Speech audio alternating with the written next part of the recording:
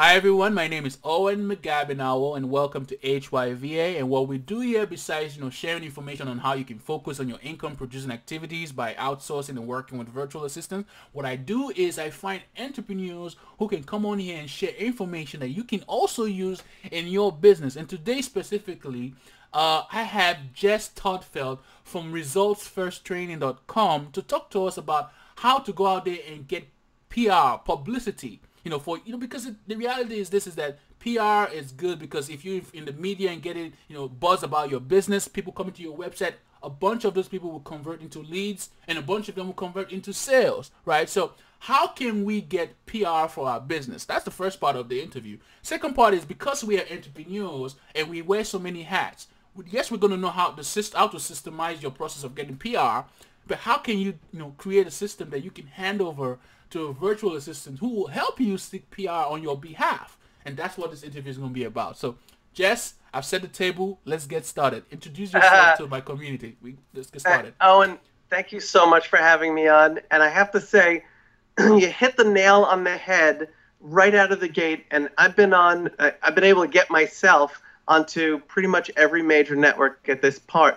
But what you brought up was the end goal, which is how can we turn an interview into sales, or how can we use it to drive people to our website or make something happen in our business. A lot of people forget that. In fact, the people who are watching now who wish that they could be out there, whether it's TV or print or radio, by the time they get the interview, they set the bar much lower and they say, as long as I don't look stupid. So we're going to set the bar really high today, which is we want to begin with the end in mind. We want to know that that's the real goal of PR and publicity. And then I'll tell you right now exactly how people can systematize it and be able to do it much faster and easier. So you ready to hold on to your seatbelt? You have a seatbelt there? I have my seatbelt on, and let's go. Let's get started. So, real quick, so that people can understand and have a context as to why you have the right ability to share this information with them. Just tell us, what do you do?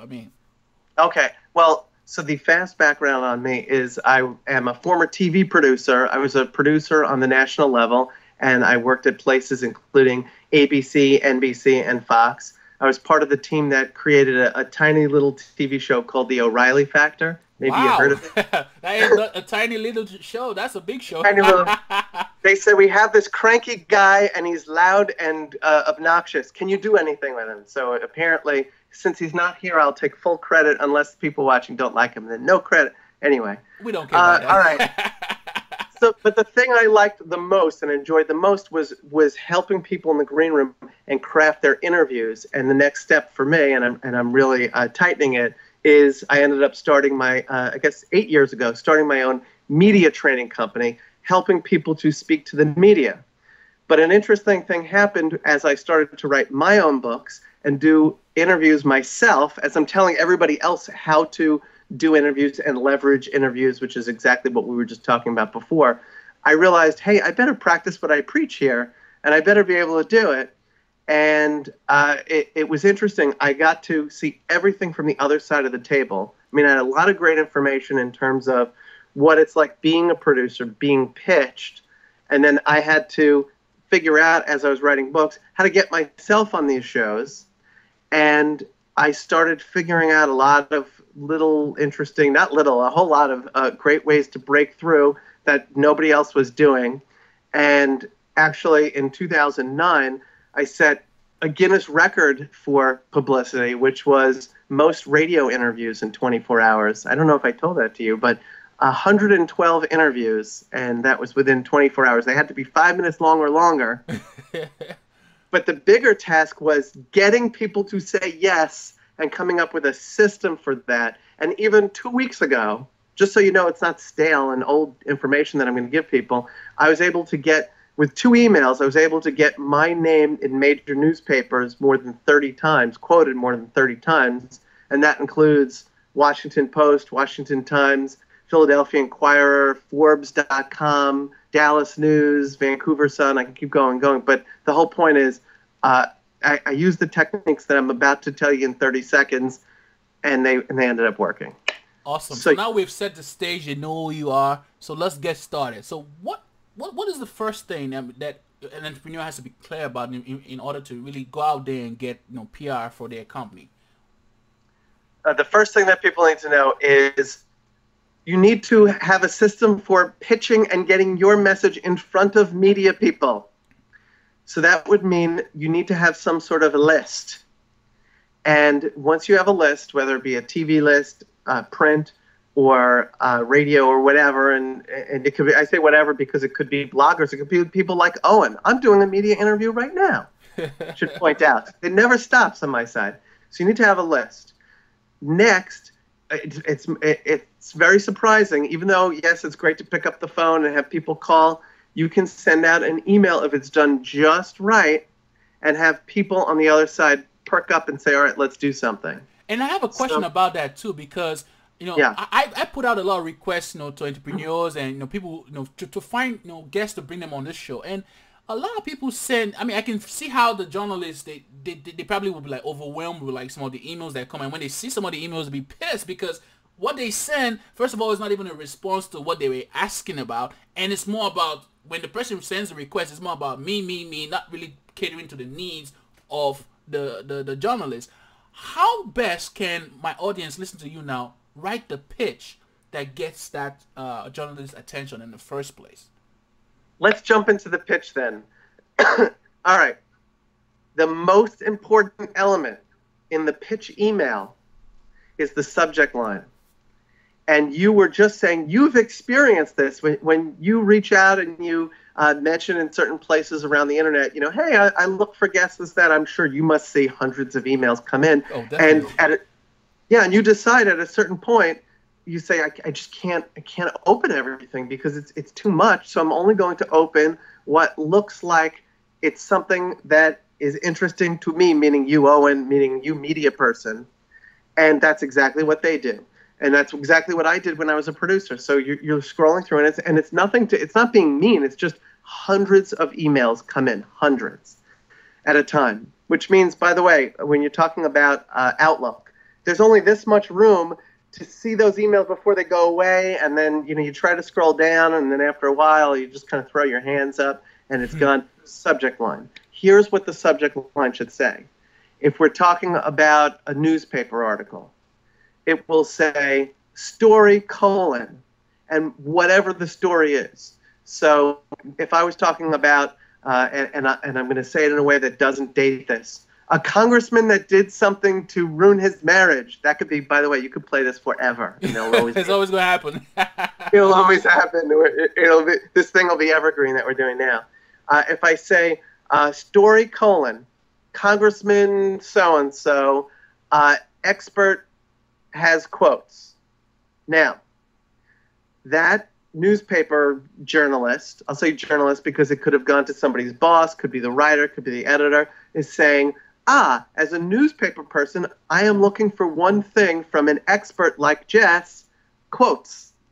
They might get some information, but they can get information really anywhere. They want a quote. So that's step one. And I make sure that these emails are sent out with a program. There are a number of programs. I have a couple that I use and recommend, but a program where you can see exactly who opened the email and who clicked through to various links that I have in there. And wow, for that is awesome, because now you are actually getting feedback, but from their end as to who is actually engaging with your pitches, right? So that's it. What tool is that? Well, one of the ones that I use, I have probably more than the average person, but if I were to recommend one today, it's called Your Mailing List Provider.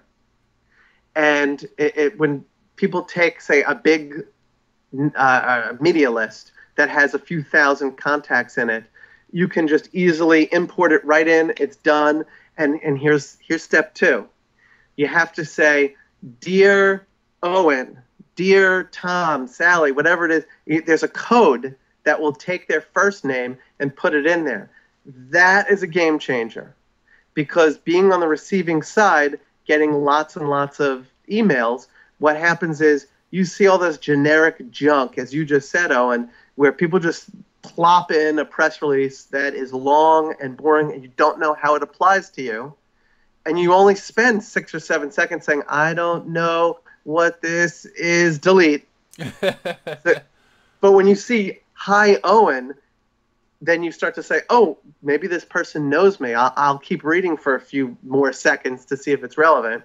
So that's step 2. It has to have their name in it. So a program like that has a code for that. If you're using Microsoft Word, there is a way to do something called mail merge, and you can put in the code so that you don't have to get this program. But the program I mentioned, Your Mailing List Provider, is cheap. I'm not, I don't work for the company. I'm just mentioning it for value reasons here. And the next step is, this is part of my special formula. You ready? I'm giving away special secrets today. Go ahead. I changed my mind. I'm not going to do it. No. I'll tell you. Okay. It has to say 1 or 2 lines.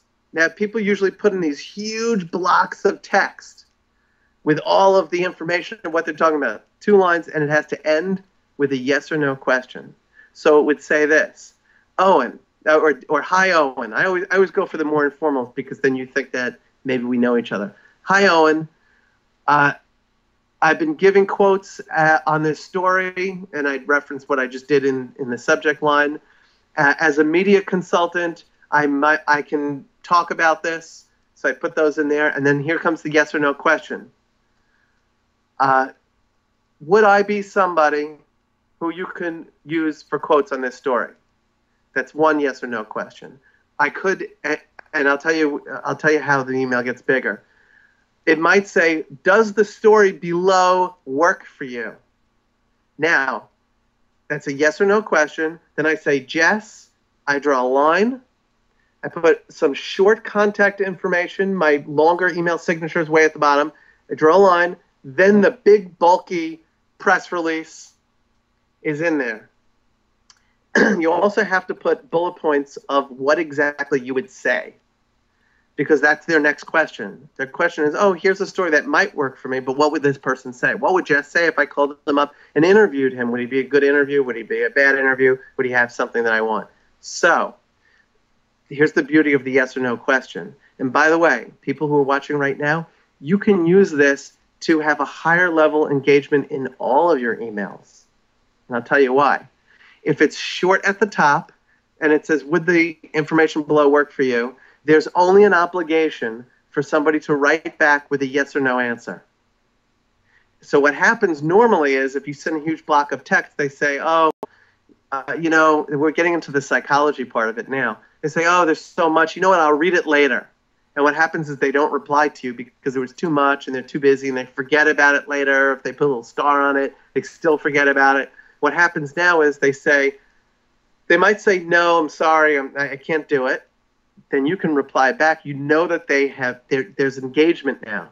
You can reply back and say, oh, because I can also talk about this angle. Oh, well, we just did that angle, but would you be able to do this? Would you be able to do that? You could start turning no's into yeses.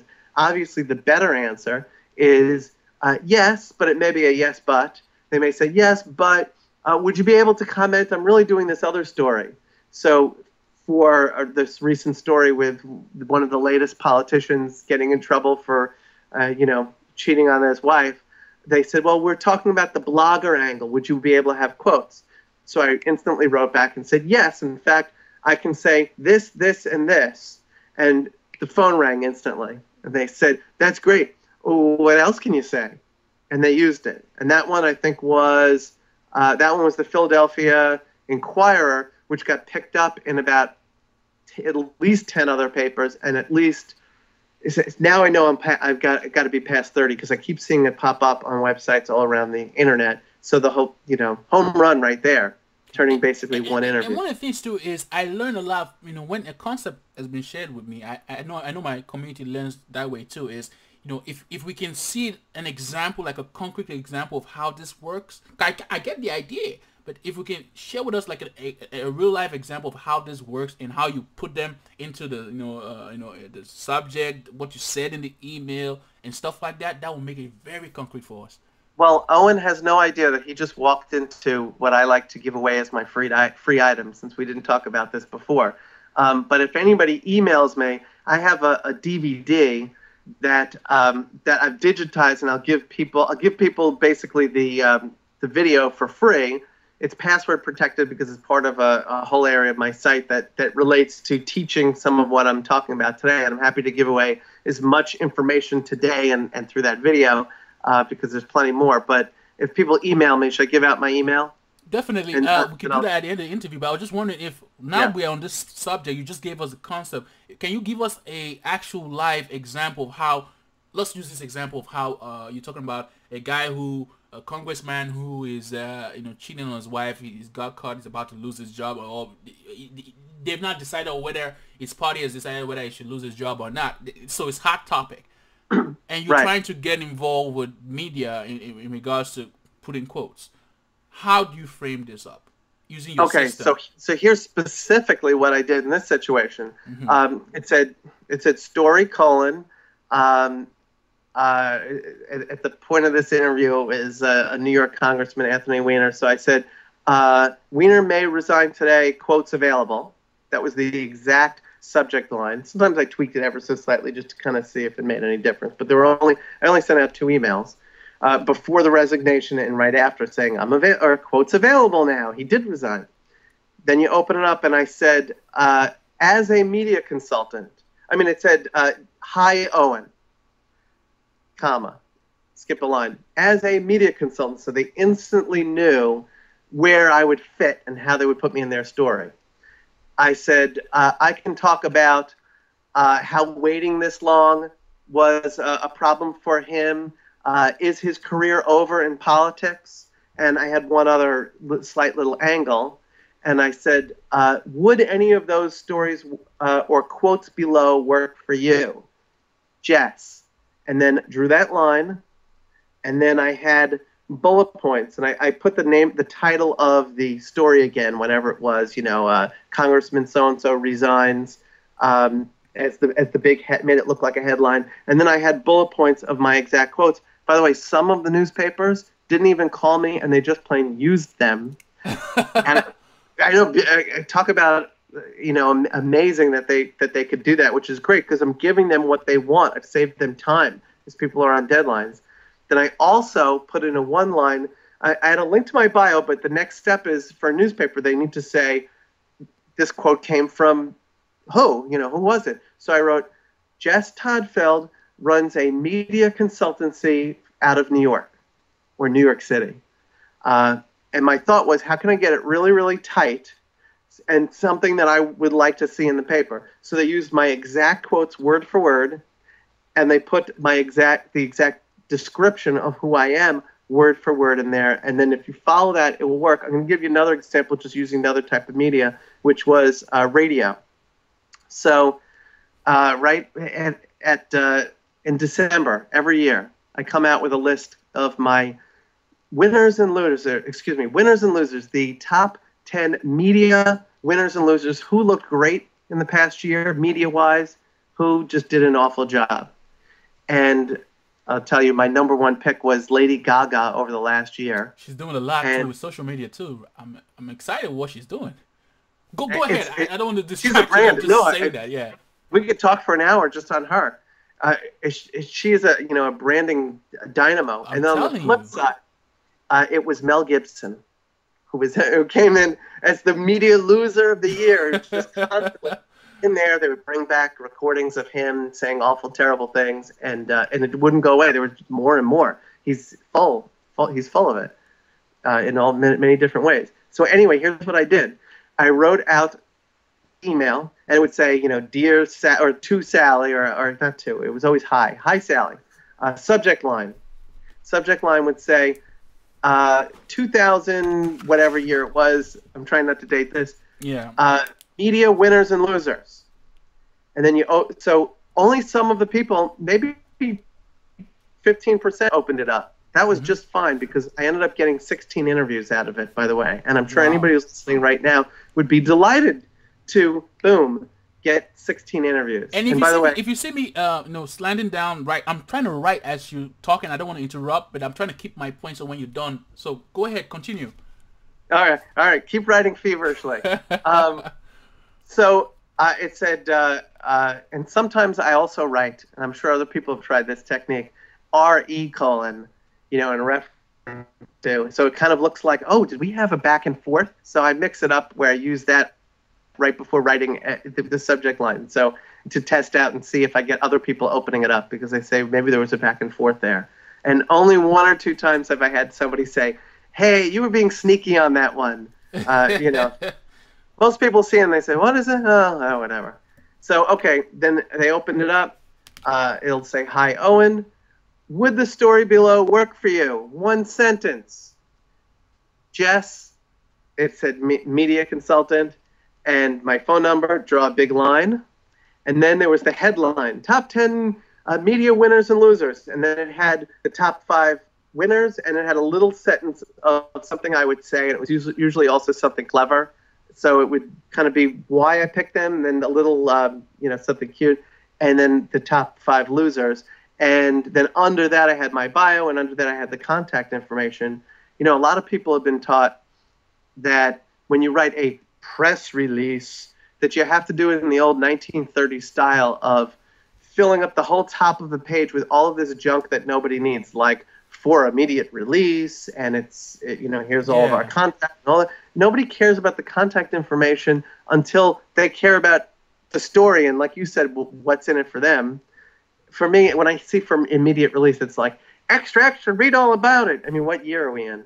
So it doesn't really work. It just clogs up that first eyeful that they get. And right now, the first eyeful, and I make it really airy, is, would the story below work for you? 1 sentence. And I save the no's. I drag them into a file, and then I reply back to them, and I say, oh, no problem. Hey, thanks for the write back. I might be doing this story next month, or I might be putting out this story. And sometimes I might get a booking then. They might say, oh, hey, I'll save your name in my Rolodex. And then I get calls later on. And all of this, and I know that you help entrepreneurs to get their systems down by using tools like virtual assistants. And I have a client who, and this is how you and I ended up even deciding we'd even talk about this too. I have a client who uses a virtual assistant who said, Jess, I want to, I happen to have a kit where I explain all this stuff on DVD, and then it has other elements like the media list. He said, okay, here's what I need to do, and I need you to tell me if this will work. I need you to give me this kit, and I want to give it to my VA, and I want to know that I can kind of, you know, set it and forget it. I want to be able to say to them, here's a story. So this is actually what he does now. He basically says, here's a story I saw on Google News, because I told him, keep an eye on the Google News, and here's something for people today, too. Set up a Google News alert for your keywords. So this guy happens to be a doctor, and he has books, too. So I said, great, let's set up keywords, so when there are news items that come out, it's getting emailed to you, even if you're too busy to check. He sees that. He basically writes a headline, and think of it this way. If you were to write your own newspaper headline, that's the pitch to TV, print, radio. That's the pitch. So he'll write out the headline. It's what, 5 words, 6 words, something real easy. Imagine what it would look like as a headline. And so then the headlines are actually, you know how you said, will this work for you? Then there's a space in between. You draw a line, maybe just using the line function, and then underneath that you're giving them a bunch of different headline, catchy headlines, maybe 4 or 5, that has to do with the story that you pitch them based on the subject of your email. That's it. That's exactly it. And the subject is many times also that newspaper headline. You know, I'm saying newspaper headline. Some people call it the hook. But I notice if I say that, people will think to themselves, yeah, if I were to write my own newspaper headline in an ideal world, what would it be for this story? And they just get to the answer faster. Instead of trying to figure out how, you know, what's the hook, what's going to grab them, and think of it like a newspaper headline. Sometimes I'll say, think of it as the TV tease. You ever hear when they say, you know, what's in your medicine cabinet can kill you tonight at 11? Yeah, so using their game, using their game that they use on us when we watch the TV, and you know, and have to wait for the program to complete, just to hear what the whole thing is, using it on them. Using their own game on them. I like that. I like that. It's true. And it works. It works because that's their job. Their job is to come up with lines like that. And here's yet another level of control. A lot of times they'll use it. They will look at it and say, ooh, that's good. I'm going to write it into my piece. In fact, this one with the congressman, one of my quotes said, while this was a mortal blow to his career, he's not completely done. He could always go on to star in a reality show. And I said, or host a program on CNN, which was a swipe at another congressman.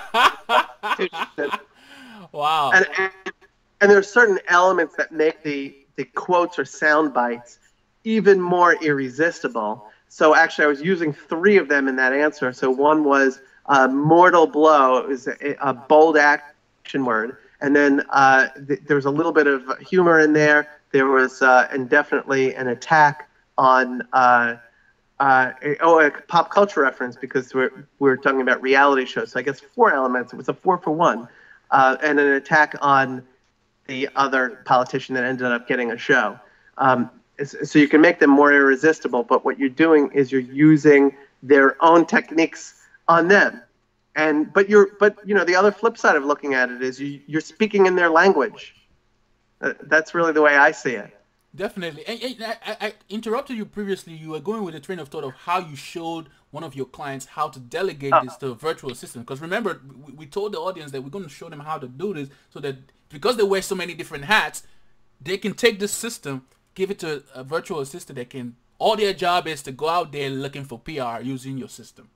So yes. Go ahead. So he gave the system to the VA, and it basically said, follow Jess's instructions. And then I also said, and I say this to everybody, I actually want them to get results. So if there are any pitfalls, certainly as they're starting out, email me, let me know, and I'll say, oh, you're close, just do this. So they took the media list. In fact, they ended up I hooked them up with somebody else to get an even more focused media list that was just every health and medical outlet out there. And people should know that that's an option. I mean, if you're in the finance field, you want to be pitched out there to every finance outlet. And, there could be some blogger out there who does a story on you, and the Wall Street Journal happens to stumble on it and says, hey, this would be a good story for me, because they read the blogs every day looking for ideas. So anyway, it's all good, and they're pumping it out. So the VA got the information. They took the new list, uploaded it into the system that I happen to mention, and I used a few different ones, but this person did it into your mailing list provider. Now I better buy stock in the company. And so it was all set.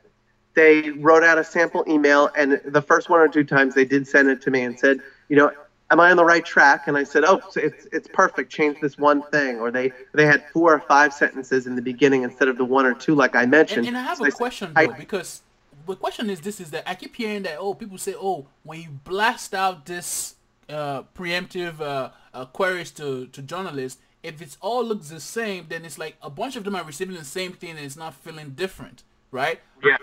With your system, how do you get past that? Because you're pitching them all who are in your list, because you've already said the VA should go out and get a list of targeted people within the niche of the client. So in this case, the client was a doctor. She got bloggers, reporters that are all writing stuff in the medical field. So that's already done, right? The list is already taken care of. But you're trying to pitch them a story. But then if you're pitching so many people using your system where you're sending out email blasts, for instance, how do you make it so that it's personalized and different? Because I feel like they're all going to feel they got the same thing, right?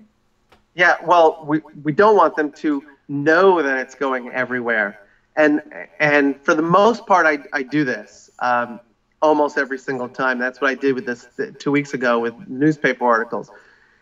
Because it starts, hi, Owen, their radar is turned off, because all of the blast mails or spam don't start that way. It just starts, if it is personalized, it says, dear reporter or dear producer.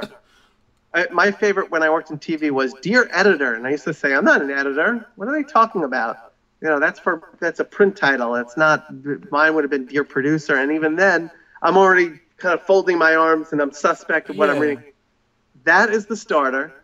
The short email, no blast mail starts out that way. So you've already separated yourself. Because if you say, hi, Owen, would this work for you? Now you're thinking, oh, do we know each other? And he's asking me something and it's short. Maybe I better scroll down and look.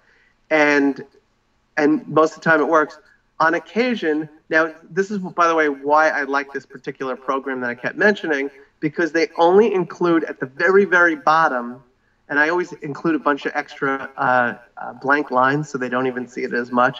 But the two little lines that say if you want to unsubscribe, just click here. But it doesn't have the big logo like, say, Constant Contact. You may have seen how it has a big logo, or what's even worse, I hate the one called MailChimp. I run a business. I don't want anything with chimp on there. But they have their big logos. That would be bad. So the whole idea is we don't want to look like spam, and we don't want to give people ideas that it's spam. But if you are sending out mass emails as part of the law now, that you have to have some little link that says, hey, you can unsubscribe. And a small percentage of people will see it and unsubscribe. And, I'm completely fine with that. If they don't want to hear from me, that's just fine.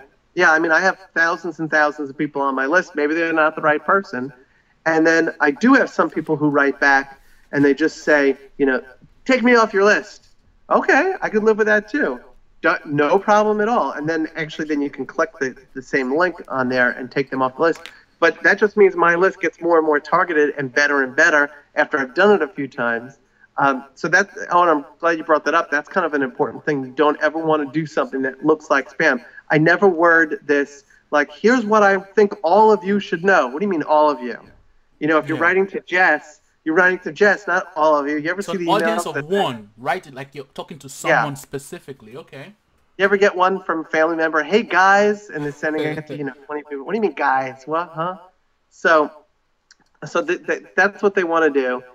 But it's almost like qualifying leads in my mind. So he handed off to the VA. The VA and set everything up. He and I talk periodically because I coach him, and sometimes I pick up on a story and I say, this is your story, how come you're not talking about it? So he says, great, headline, here are 4 things I might say. He shoots it off and does that literally in 3 minutes. And then the VA knows the routine that I just brought up today, and whatever other pieces, lays it out, pumps it out, and again, this is qualifying leads, looks at the stats and says, okay, out of the actually, his list, the medical list that he has is about 4,000 and change. So they'll look back and let's say 200 people opened. Actually, I bet you about 500 people would open something like that. I'm getting pretty good now at having a sense of how many people might open it. It might even be over 1,000 opening. But let's say 200 people clicked through, looked at the bio. So that means that they were thinking about it, could be something for them. They click the bio. Now you have a qualified list that's warmed up and is thinking about possibly doing something with you. So you can have the VA then go back and you can say, here's the deal. There's no way you're going to make 200 phone calls today. Wait a minute, because I want to get something. Because the email thing you use can tell you when they open the email, but you're putting a link in there so that they click to see a bio on your website, right? Is that the case? And so it's keeping track of how many people actually clicked to look at your full bio. Is that what it is? Yeah, so it lets you know how many people open the email, and then it says how many people clicked, and it tells link they clicked on. Okay. So that's helpful for me.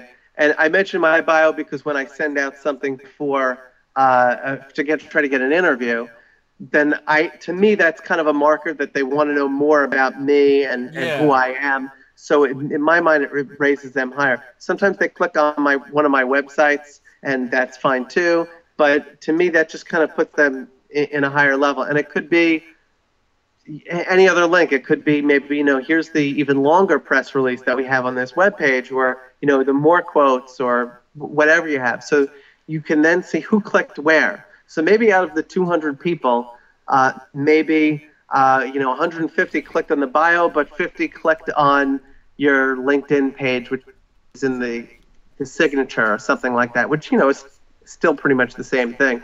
So you tell the VA, okay, here's what I want you to do. I want you to look through that list, and I want you to look for the top 10 or 15 outlets that you think are the best outlets that seem amazing. And it turns out a lot of times buried in there, not buried, but within, you'll see Financial Times, which I just got, and I didn't actually pick up the phone and call them back. So that was even without doing that. Wall Street Journal, could be New York Times, And I have picked up the phone and I have called them and said, hey, would you be interested in doing a story? And sometimes it works, sometimes it doesn't. Sometimes, and I still think it's a win, if they say, oh, well, you know what, we'll hold on to your information for another story. And then now we've had a conversation. You've just moved the relationship to a whole new level, or obviously the VA has done all this just by following the steps. And I'm going to go back to something you brought up in the beginning, excuse me, and that was beginning with the end in mind. This is all to drive business for you. Get me people to your website, get them thinking about you, finding out, and obviously on your website you should have some sort of call to action to get them to email you, pick up the phone, leave an email address for something, and then you're continuing to move them through the process towards business. Short term, I'll tell you how you leverage these situations. So in this last round, the Washington Post, in their introduction of me, and I told you the one sentence where I said Jess Todd-Feld is president of Success in Media, a media consultancy based in New York. The guy changed it. He said, Jess Todd-Feld, a veteran journalist and expert media trainer from New York, sent me this email and and went on to say whatever he said and actually quoted the quotes. Here's what jumps out at me. Expert media trainer, which is my core business, and I work more on the corporate level, rating people for interviews. So when I see expert media trainer, I will now have in every speech, anytime I ever get introduced, the Washington Post calls Jess an expert media trainer. How great is that? You can't buy that. How much would that be worth to you? Owen, USA Today calls Owen a social media maven. What would that be worth to you? Worth a lot. Yeah? Now tell me how much dollar-wise so I can charge you. No, it would be amazing, right? Definitely, yeah. And when your next book comes out, and I will be pushing Owen to write a book, you could just transcribe a lot of what you've done in these interviews and turn it into a book. I'll only take half. No, it would be amazing if you had that on the cover. You'd probably sell a lot more books, and you could put it again on your website forever. And I'm curious too, because you said something that makes a lot of way where it's like, okay, you've gotten them, you've written the information out to them, and they basically pitching them on a story that maybe there's a new event that's out there, and it relates to your business, and you're giving them the angle, but you're not giving them this boring release. You're giving them the pitches, the headlines you're going to use. Underneath that, you're giving them maybe like a link of where they can go get more information about you and all that. So I get that part, but that seems to be when there is something related to what you're doing. What if they're asking for someone with expertise on a specific issue? So this is where they go on sites like Help a Reporter and Reporter Connection, and then they themselves are actually looking for someone to help them with a story that you feel you can help with. Is there a difference? And when you say when you say they, who is that? The reporter, the blogger. Yeah. You understand what I'm saying? The media person. Yes. So go ahead. So I'm circumventing a lot of that, which is, and Owen just mentioned a couple of locations. Help a Reporter Out. If you Google it, you'll find it. And Reporter Connection. There are a couple of others that are out there. PR Leads is another one. That's where you see reporters and journalists like Owen, who may have put something on there saying, hey, I'm thinking about doing this story, or I am, and there's a deadline. I'm not a reporter. I just got to clear that up. I just have a blog. So go ahead. No, you are. No, and so did Matt Drudge back in 1996. And again, the people who look at these things are journalists in your area, and they may quote you. And what Owen is doing is he's becoming the media, which is a whole other topic I'd like to talk about sometimes. And you've taken it into your own hands. But to get back to your answer, or to answer that question, those sites are great, but you're competing against every other person who is doing or is reading that. So that journalist who put an ad, it's almost like a classified in an email. They may get And Owen, you tell me, have you gotten hundreds and hundreds of responses? Oh, sometimes I dread putting this stuff out, but I know it's good traffic to my site anyways. I just do it. Oh, you do? Okay. Well, so what the journalists have told me, friends who I have who are still in the media, they'll say, look, we'll look at the first handful, and ideally we find somebody, and then after 20 minutes, everything else has to get trashed because it's too much.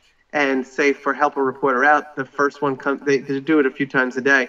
First one comes out at 6 a.m. And I had a publicist who said to me, he has an assistant in his office who's up at home at 10 minutes to 6, waiting for it to come in. And the second it comes in, she looks quickly and tries to send things out, and boom, reply, or else they miss it.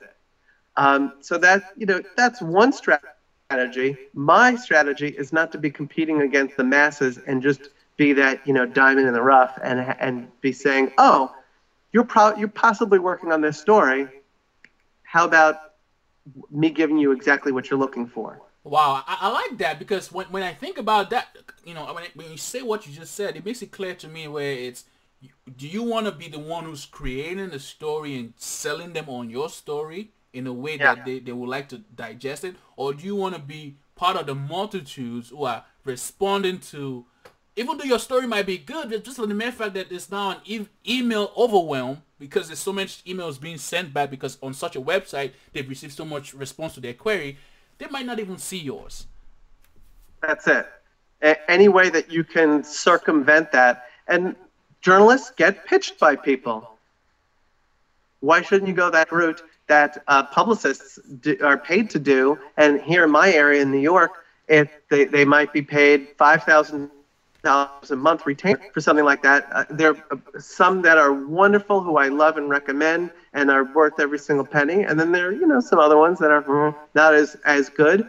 But, and this is what you and I were talking about before we did this interview, what I've said to people is you can get a VA who you can essentially train to do this. And if you walk them through the steps and your goal is to just start getting some media going, you can have them doing 95% of what you'd get from some of the publicists out there.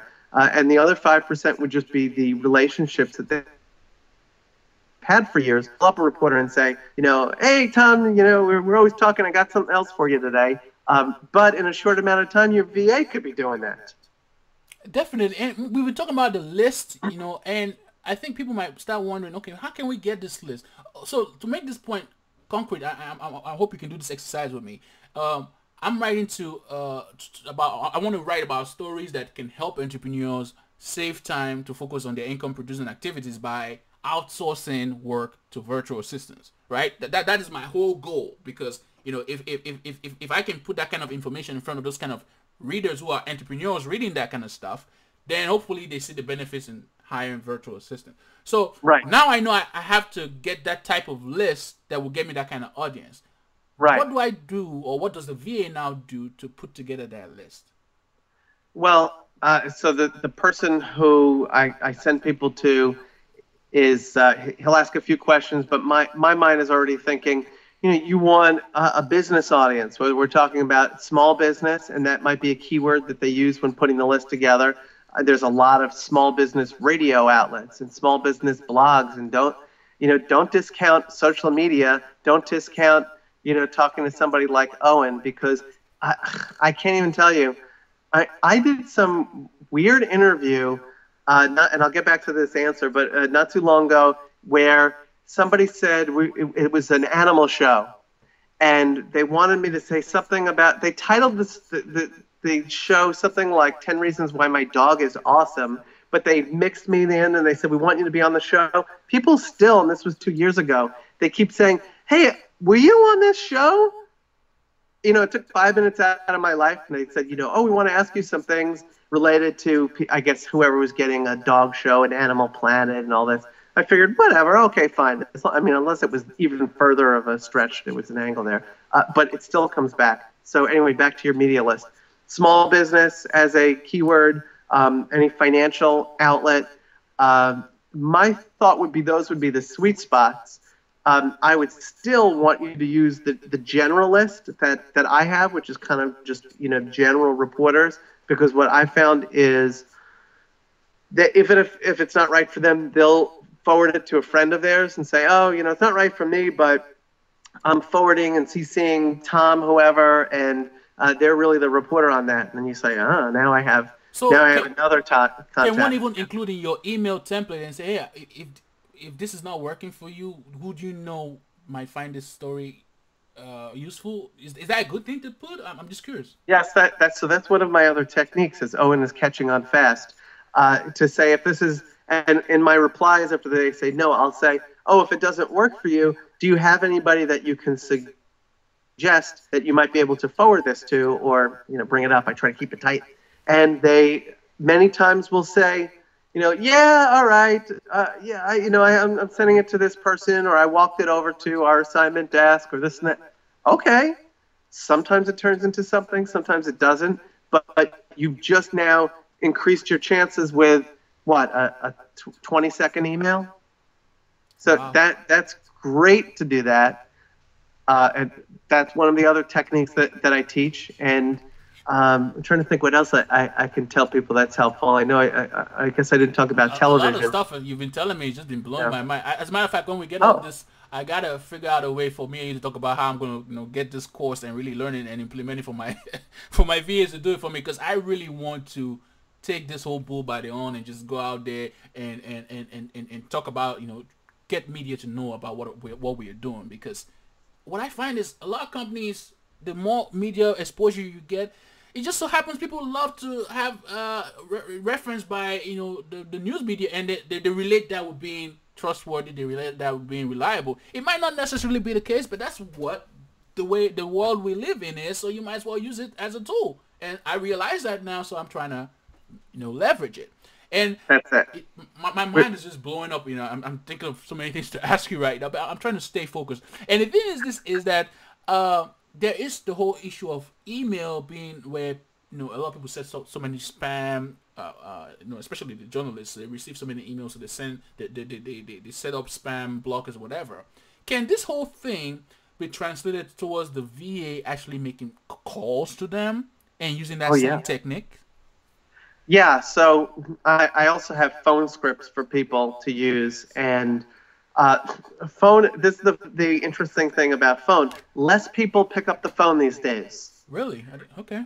Yes, people are afraid to talk to people. They'd probably be afraid to like you and I were looking at each other's faces right now. It would be just plain scary. It's too scary of a communication situation. I'm too embarrassed. I don't know what it is. People are afraid to pick up the phone. And I guess that falls under that big category of, fear of speaking. They might get rejected or something, but that's again why I say they can see who opened and who was interested. So you're not just calling somebody cold. You're calling somebody who says, oh yeah, I saw that email. And I will tell you 99% of the time, if the VA or whoever it is, if they're doing it themselves, pick up the phone and call, most of the time the person will say, oh, yeah, I saw that. Yeah, I was thinking about it, or blah, blah, blah. It is rare that somebody says, I hate you, or why are you bothering me? And it is really rare. And if so, that's because that person just happens to be a jerk, and they're always a jerk. It probably isn't you. They just act that way in general. So I really now get that point. Now it's like you're using this analytics tool, which is your email service, service provider, to you send out your pitches, and shaping it the way they want to see it. And it might be a pitch that's based on the current story that is going on right now, which even makes it more enhanced, or it might just be a pitch that you just create yourself, right? And then that's it. Seeing it to make sure that okay, on the back end, looking at the analytics to see it. Okay, did they open this email? Did they read it at least? Okay, I saw they read it, and if they read it, I also saw that they clicked on a link to another page on my website where they can see a full bio of who I am. So obviously this person is very interested, right? So now VA call this person up to turn this relationship to the next level, because most people might not even call them. So the VA is now going to call, right? And if the VA calls, what does the VA say? So they call up and they say, hi, my name is Jess. I'm representing Owen, and I don't know if you just saw the email that I sent to you a little while ago, and they know that the person saw it because we got the analytics. Don't say I know that you saw it. I had somebody once say that to me when I was a journalist. They said, I noticed that you opened it and you didn't call me back. I got to tell you a funny story. I got to tell you a funny story. I use a tool that lets me, when someone's on my website, it preempts them to say, hey, do you want to have any questions? And the tool itself allows me to see what they type in before they press send. And I have to hold myself not to respond to what they're asking me about. And so that's why I'm saying that, because what you just said just reminds me of that. But go ahead. And so you see what somebody writes and then they edit it and they say, forget it, I'm not going to ask that? No, they can be, they're about to ask me a question and say, for instance, oh, how much is your service? Or your service costs too much, or it costs too low. Why am I, I can see them going back and forth and figuring out what they're about to say. And sometimes I just go ahead, I'm like, should I wait for this person to ask me the question and press send, or should I just answer the question because I know what the question is? But then you have to hold yourself and say, I gotta wait, because if I respond, someone actually freaked out. It's like, how do you know what I'm about to ask? How do you? Technology allows you to do that, and so it's the thing where you. I love that tool. I'm gonna have to find out that tool. But it's that's called livechatinc.com. LiveChatInc. So it's an awesome tool. I love it. But go ahead with your point, because I just remembered what you're saying based on the fact that analytics back you're not just going off your whim now. You're going off analytics. They've opened the email. So they call up. They click the email. Go ahead. And say, hi, it's Jess. I just sent you an email a little while ago. I hope you saw it. And it was pitching this story. Are you there? Sorry about that. We had a Skype lag. Can you hear me? We had a quick little lag, so I'll say it to you again. All right? Am I back? You're back. Perfect. Go ahead. Yes. So you call up and you say, hi, this is Jess Toddfeld. Just sent you an email with this story, and you say the name of the story. I was just curious if that's a story that would work for you. Here's another script that I used for it. Notice it was real short. I didn't talk on, and I turned it into a conversation. I have another one where I say, hi, and sometimes I use this in emails, sometimes I use this in calling people. I'll say, I've been talking to other reporters like yourself about this story. Is this a story that would work for you, or could you point me towards someone that would? Or here's the other phrase I like to say. I'll bring up the name of the story, and this is my one sentence on the phone. Are you the right person to pitch a story on Congressman so-and-so? Now, I didn't ask them, do you want the story? I said, are you the right person? So now I have great information for next time, which is yes or no. Oh, yeah, you've gotten the right person. All right. Or no, actually, you want to speak to, Bob Smith. You're the right person. Oh, great. Do you know Bob's information? Yeah, here's his email. But it's changed the pace of the conversation.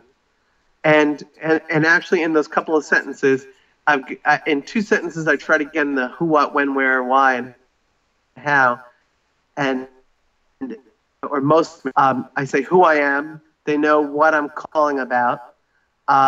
They know they're going to ask me if they're interested. How can we do this? I basically try to attach some of that in the two sentences or less. I don't have my script in front of me, but that's essentially one of the phone scripts that I use.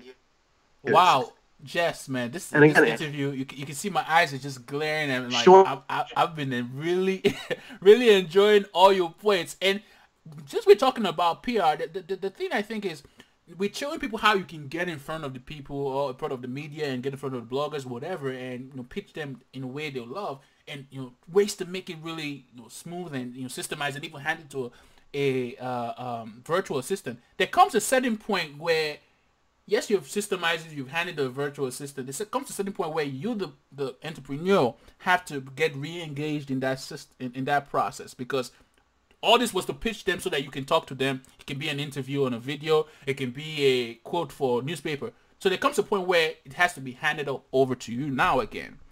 And one thing that, from my own perspective, I do a lot of interviews, me being the host, so that I can, have people like you come and share good stuff with my audience. But to be on the other side, oh gosh, there is this whole fear of, oh boy, speaking, or you know what I'm saying? You know, so when it comes to you being handed over the information now for you to now engage with the person your VA has done all the work for, how do we get past that fear? Or is there any secrets that you, or tools, you know, ideas that you have that can make us get past that fear of speaking? Or do you get my point? Yeah. Well, the first part of your question, that sounded like if they have to pass it off or take it back from a VA, and they just essentially follow the systems, or if the VA already set everything up, you log into the system. The email should look like your normal email out of Outlook or whatever you use. I don't like all that pretty fancy stuff because, again, that looks like spam. So, which, by the way, makes it easier if the business person took it back over. You write out an email, Dear Owen, or Hi Owen, here's a couple of things, and would you be interested? Boom, you send it. We had a lag. An email once it's set up. We had a lag on the. You were saying something very good. What was the last point you made? Go ahead. I know technology will catch up to us one of these days. We're ahead of technology on it. But if the entrepreneur or whoever it is has to take it back, it's as simple as sending out an email. Once the VA has just plain uploaded and set up the system, which is not really even that hard either. But once it's set up, you log in, you type out an email that doesn't look like those junky spam emails. No templates. No templates. Words only. Okay. Yes, because that's what spam looks like. But if it's just a normal email that's just normal text, that looks like two people talking to each other. So your first half of the question was, yes, you can easily take it back over. That's easy. Your second half of the question was about that whole fear of speaking, which gets back into a lot of what I work with people on. And, for one, it is practice. And the right way to practice is not sitting in front of a mirror. The right way to practice an interview is to take some sort of video camera. It could be your webcam. It could be a little flip camera or your cell phone, and practicing for 5 minutes. Turn to a friend, a spouse, whoever it is, and say, ask me these 5 questions. And whether we're talking about print, TV, radio, you look back and you say, this wasn't as bad as I thought it was, or gee, I seem low energy. Guess what you change? Add more energy. And there's some free tools I give people on this front too, but I want to try to tell you more now. So practicing is one.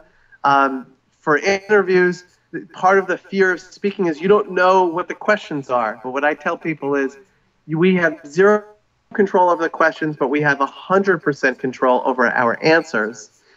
So I have people write down a list of answers that they wish they could use in the interview. And when just the act of writing them down and looking at them and thinking, wow, gee, if I said that, that would really be great.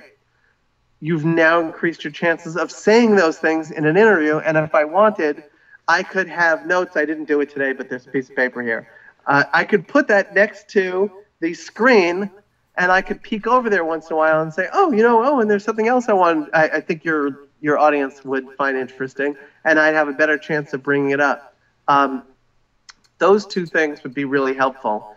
On the media front, if people get my newsletter at successinmedia.com, you'll get a lot of those techniques, and I do it in a little. As a matter of fact, I'm going to go sign up for the successinmedia.com as soon as we're done with the interview.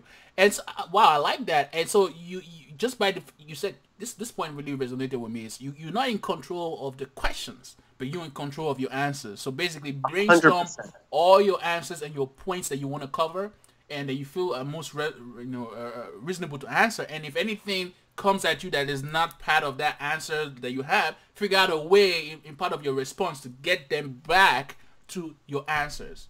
I guess that's... Yes.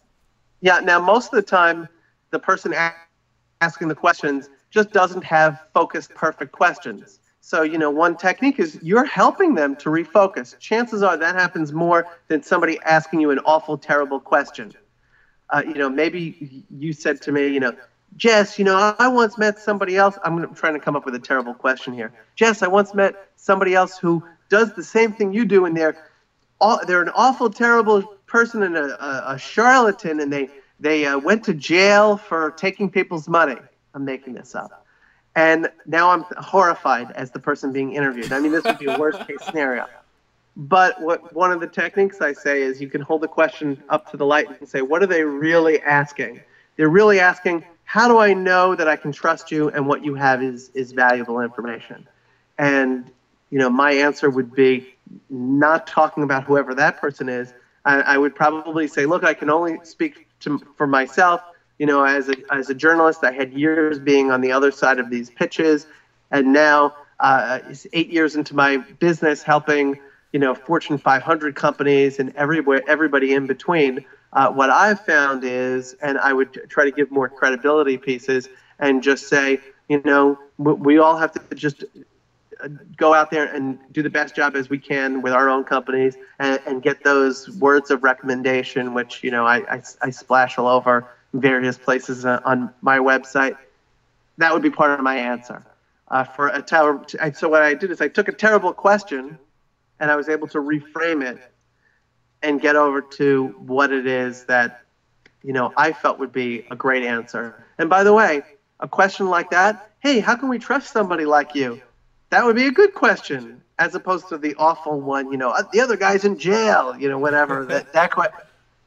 Instead of being horrified, you can take any question that is asked and you can not dodge it, but you can answer it in a way that satisfies the interviewer, but then helps you and gives good value to the audience. So it's thinking of those three. There are so many great ways to feel more in control and be more in control in an interview. I hope during this interview, you know, I felt like I was, you know, I don't want to say I wasn't controlling the interview, but I felt like I had plenty of control, but I was giving, in my mind, I'm taking care of three different groups. I'm giving Owen what it is that he wants. I'm answering his questions. I'm ideally thinking about the audience, all of you watching. What do you really want?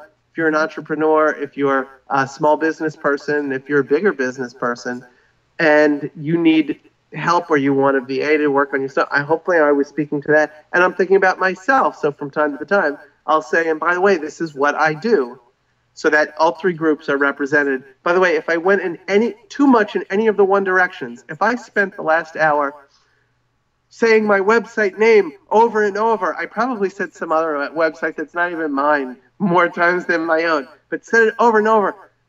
You all who are watching right now would hate me. And Owen would hate me. I'm like, man, this guy's wasting my time. That's right. It would be the Owen's shortest interview ever. It'd be a 60-second interview. Definitely. But I've loved this so much. And we want to take it to the point now where it's coming full circle, because we're doing all this PR things so that we can get sales, right? So how, knowing fully well that we want the audience to get benefit from what we're talking about, to the journalist, to the blogger, whatever, how do you now, you know, make it full circle so it comes back to these people now becoming leads to your business, which you can now convert to sales? What do you do during the interview or to allow that happen? So I'm going to do my best to keep this under a 6-hour answer. But a lot of the techniques come from the sales world, and a lot of the techniques come from internet marketing world. And I've combined them. I don't know if there are other media trainers out there who do this, but I've combined them because they work. In the interview process, you're planting seeds. I say it's always better in an interview to bring up a free item instead of just plugging your website. If you're just plugging another website, nobody has any reason to go there. So I will go out of my way, and I thought of, you know, a free item today during our conversation, and I thought to myself, oh, well, I don't even have that set up, but gee, it would work for this audience. Hey, you know, if you email me, I'll just give it to you. But my thought is, in an interview, I have something ready, and it may be, you know, the 21 most important things you could do to lose weight before summer. That was somebody's topic. And you say, if you go to my website, you get it free. What's the very next question that the interviewer asks? What do you think? Where should they go on your website for that? Or where should they go? What is the website? Oh, well, thanks for asking me, Owen. I mean, I would just then say, oh, well, my website is blank, lose weight faster, or, 50 pounds before summer, or whatever it is. And that's it. They've gone there, and they're silly not to. Now, they go there. You need to have a system to grab their email and give them good value in return, and then also be able to email them back a number of times after that saying, hey, we have these events coming up, or hey, here's another tip from the list of 21, and let me know, you want a free consultation, do you want this, do you want that, and with people being able to opt out. And there are other systems I even use for that. I think the one I mentioned has a version of that, but I like them to use another system with different analytics. Yeah. And be able to increase the level of engagement past the interview.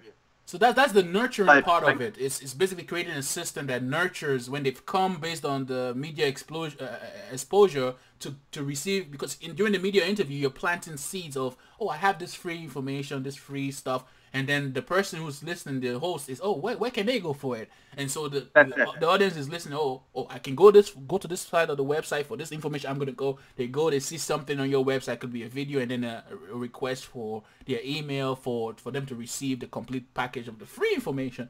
And then this is a whole different. This is no longer PR now, but this is you setting up on your end a system that does lead nurturing. It could be an email list and all that stuff that gives them information, and then that gets them to become sale, I guess. And that's it. And that's how you can turn interviews into sales.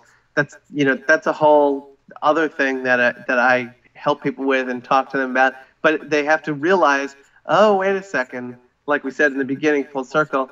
Oh, okay, an interview is not just for me to get myself out there and, hey, I did an interview, which, yeah, it's okay. But it's how can we strategically use this to fuel more sales? I had a guy who came to me who was on the Today Show. He was an exercise fitness guy. And he said, they heard my topic and they said, we want to do something with you once a week for 6 weeks. Now, you'd think that would be amazing, right? The Today Show, it's one of the top morning shows, or the top one here in the United States. And he said, I did it, and, I think I still need media training. So I watched it, and I said, I'm going to ask you a question. I'm going to make a bet that not a whole lot of business came from this. He said, that's right, and I can't figure out why. I said, you never gave anybody any reason to take the next step. I said, you gave some nice information, and people just said, oh, nice. Okay, I'll go to work now. Right? That's all that happened. I said, you didn't do it in a way that both helped you and offered value to the people who are watching. You didn't say, okay, if you saw today's tips, there's a free app or calculator that shows you how to stay on track for your 60 days. And the person who is now a qualified prospect would go to your website and sign up and get that thing. And chances are, if they're going to sign up and get it and get into your marketing funnel, then they're probably going to get something else from you. And talk about credibility. You were on the Today Show. And can a hook be free consultation on a specific topic? Can a hook be that, or should it always be automatic via email receiving? I mean, I'm just curious. Well, I mean, for me, for an interview, my thought is I wouldn't. It seems too big and maybe scary to some people to call up for a consultation. Okay. I want to give them the easiest chance to get some free information from me. So it might be just some sort of, hey, it's free information on my website. Now, they don't know that there's one extra step. Give your name and email, and then here it is. It's going to be emailed to you. And then they say, oh, okay, fine. And then they get the email, and they may or they may not. Usually they get a few other emails from me. I try not to barrage them, but maybe I know they're going to get 4 or 5 emails over the next month, so that if they are, in fact, interested and they want to take a next step, that they can. Well, I'm glad I asked that point, because sometimes some people will just quickly go, oh, let me just give them a free consultation, but you're not thinking of the fact that that person is trying to look for the path of least resistance to getting into this thing, and they, that getting on the phone for them might be, the mere fact that you're on the TV show, they're looking at you like this big guy, and you want to now spend time with them on a call. It's like, oh, okay, this guy's way out of my league. He's getting, so make it easy. No free consultation or anything. Something they can take off your website, at least in exchange for an email. Could be a video they're gonna watch when they put their name in email, and then gradually nurture them on another system to get them to this. I like that. And one of the emails, maybe the 5th email, says, hey, I've decided to, for the first 10 people who respond to this email, I will offer consultations this Friday, a free consultation this Friday. So now it has a few of the elements that there's a time constraint, that there's a feeling of scarcity, which there should be, not just for marketing reasons, but also because you might get 100 people who say, we want our half-hour consultation with you, and that's your 40-hour work week. That's completely, or entrepreneurs, your 90-hour, or whatever it is. You have to run a business, so right. It's just being smart. I understand that. And Jess, man, you have delivered so much stuff. It's awesome. Oh, I'm glad. Now I'm going to plant your seed for you. Where can they go? Where can my community go to get some of this your free good information? Well, thank you for asking, interviewer. As we hope happens as well at the end of an interview. My home base for my business is Success in Media, which is successinmedia.com. For the whole pitching the media product and consulting package and all that, people can go to prmarketinginsider.com, and you'll get to see all sorts of information, and there's samples that when they click through, they'll be able to see on there. Those are the main 2 sites. And when you go there, send me an email, jess@successinmedia. It, by the way, is that email. And if I've mentioned something on here, and I know I did, then I'll send that off to you. Definitely. And send off what I promised. And because people that were listening were also thinking about how they can get the system so they can hand it over to their VAs. Is there somewhere specifically on your site that is built, or this is a different custom thing? Essentially, if they let me know and they want a couple of extra steps, I'll just send that to them. That's something I just found popping up and becoming somewhat of a trend, which is people said, I have a VA or an assistant or my receptionist, and if they just take your kit, can they be off and running? And I said yes, and then they get some chance to interact with me once they get it, just to say, hey, am I on the right track? Because again, I want people to know that it's working for them. And for me, the worst case scenario would be that they get the kit and don't use it, and it just sits there, and they never send one single email to the media. Because I know if they just get the right email out and they just use the system that I figured out, they will have some results. Definitely. They will get something. And at the end of the day, it becomes an income-producing activity. The PR is not only just for the publicity, but it's an income. If you track it back to the sale, it is an income-producing activity at the end of the day. So why not do it? So try it. People out there should go out, should use this technique to drive their business. Definitely. Jess, I really appreciate you doing the interview, and I've enjoyed it so much. Thanks for doing the interview. Thank you very much, and you are a leader with the people out there who are doing these interviews via Skype. And Owen knows I tried to do it on Skype on my iPhone. I thought it'd be very clever to. I happen to not be in my New York City office today, and I'm just here in my home office. But I was going to do it outside, and said you could have all this light, but we wanted to make sure that you could actually see and hear me correctly. It was too ambitious, but anyway. Love your shows. Thank you very much for having me. Thank you very much. And we're done. So what do you think? Good stuff. Good.